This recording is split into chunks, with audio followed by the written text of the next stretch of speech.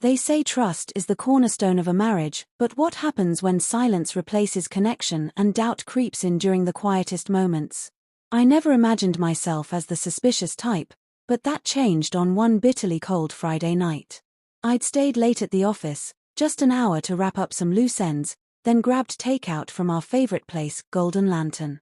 Spicy dumplings and General Tso's chicken, Emily's favorites. I figured she'd appreciate it after a night out with co-workers. The wind had teeth that night, so I rushed inside, changed into sweatpants, and settled into my chair with a novel, waiting for her to get home. When Emily finally walked in, she barely looked at me.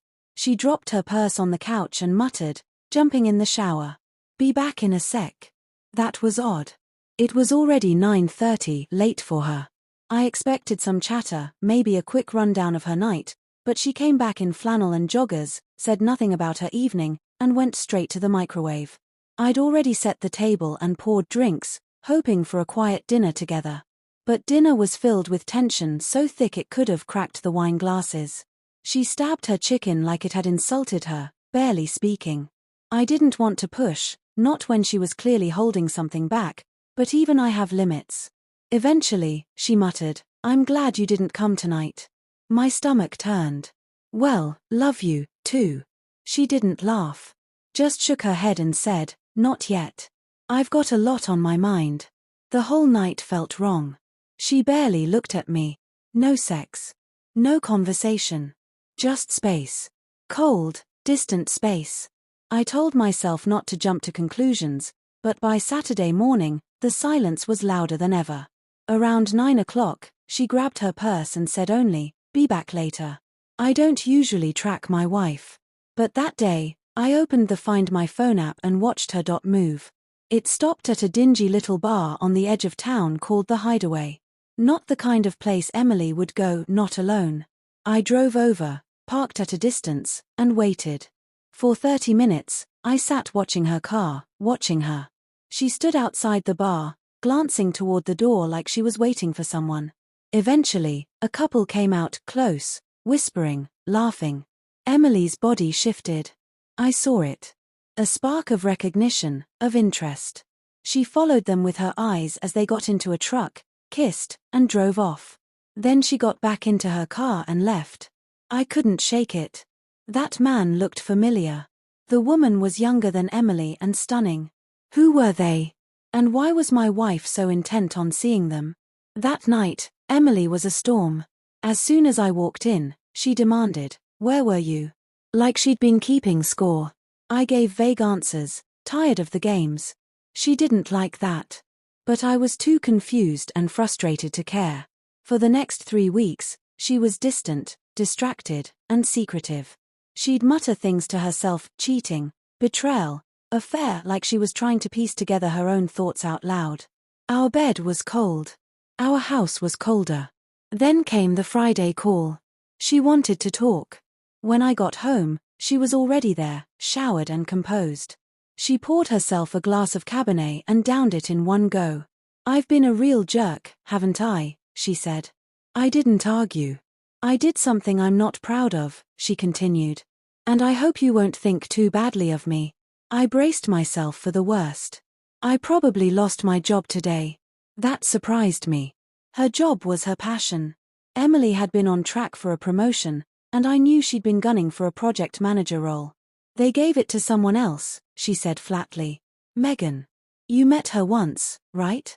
The one with the long blonde curls and perfect everything?"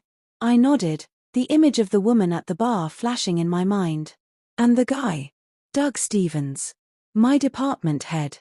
It clicked. The man from the bar. I still didn't understand why Emily had followed them or why she cared. They said Megan had more leadership potential. But everyone knows what really happened. Doug's been sleeping with her. That's how she got the promotion. Emily paused and looked at me for a long moment. That's why I went to the Hideaway that Saturday. They'd been meeting there before heading to motels. I followed them. Took photos. Got timestamps. Everything. I sat there stunned. I gave it to Mr. Grant today, our director.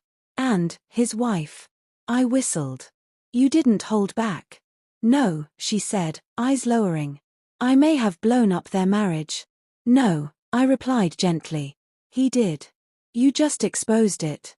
She looked at me, biting her lip. You thought I was cheating, didn't you? I hesitated. You followed me. I did, I admitted. I thought something was off. I was scared. You'd been so distant. Emily sighed. I get it. I've been a nightmare. But I couldn't come home pretending everything was fine. I needed to do something first. She looked at me with tears in her eyes. I didn't want to live in a place where someone gets rewarded for using their body while the rest of us get ignored. I couldn't keep working there without doing something. I took her hand. You did the right thing. That weekend was the best we'd had in months.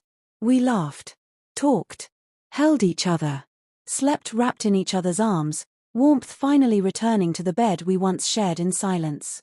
Monday, she went in expecting to pack up her desk. But by evening, she called me. I'm bringing dinner. Don't be late.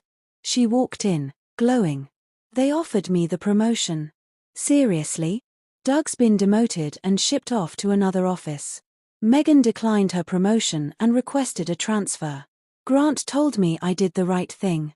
That he'd want someone like me managing the team. Pride swelled in my chest. That was a year ago. Tonight, she told me I'm going to be a dad. The way she said it, calm, confident, eyes full of love, it reminded me exactly why I married her. And why I'll never let doubt steal that from us again. Turns out, what my wife was obsessed with wasn't another man. It was justice and proving to herself that doing the right thing still matters.